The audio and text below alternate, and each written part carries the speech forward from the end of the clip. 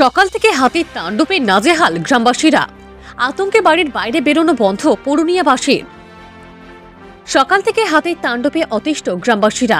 ঘটনা বাঁকুড়ার বড়জোড়া ব্লকের পুরুনিয়া গ্রাম। বাঁকুড়ার বড়জোড়া রেঞ্জের জঙ্গলঘেরা গ্রাম পুরুনিয়া।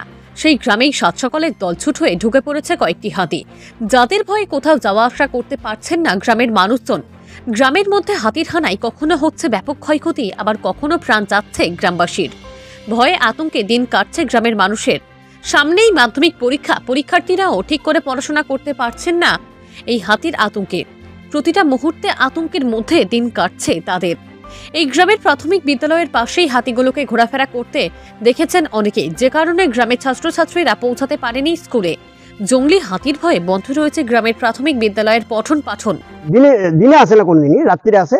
তো এসে খবর পাই যে আমাদের মিড ডে মিলে ঘর ভেঙে দিচ্ছে, চালা ভেঙে দেয়, অনেকবার ভেঙেছে।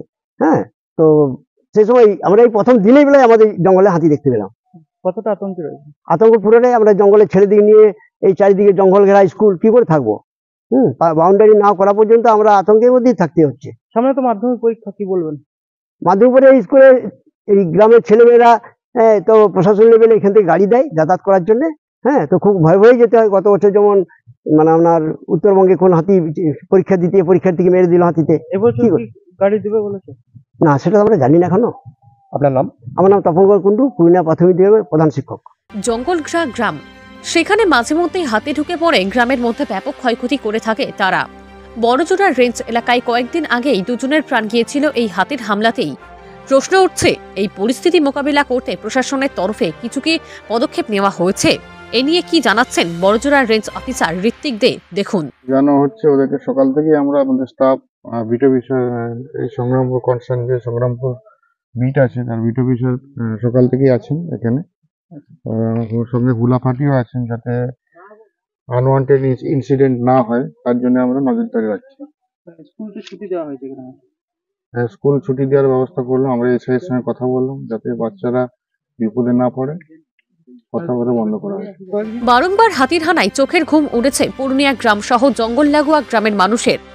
এই হাতির আতঙ্ক থেকে কবে রেহাই পাবে গ্রামের মানুষ, সেদিকেই এখন তাকিয়ে রইল জঙ্গল লাগোয়া গ্রামের বাসিন্দারা। সকালে আমরা দুটোই দেখেছি, এখন শুনলাম 4টা। হাতি তো প্রচুর প্রতিদিনই আসছে, আমাদের ক্ষয়ক্ষতিও অনেক করেছে। আগের দিনে শুনলাম রাত্রি 12টার সময় এসে ওই হুলো গাড়িগুলো তো আসছে, পার্টিগুলো, ওরা তো ছেড়ে চলে যাচ্ছে। হাতিগুলো তো কোনো ব্যবস্থা কিছু করছে না সরকার। কিছু করুক, ওদের ভয়ে তো আমাদের সারাটা দিন মানে আতঙ্কে চলে যাচ্ছে। আমরা ছেলে মেয়েদের স্কুলে পাঠিয়েও কোনো সেফটি পাচ্ছি না।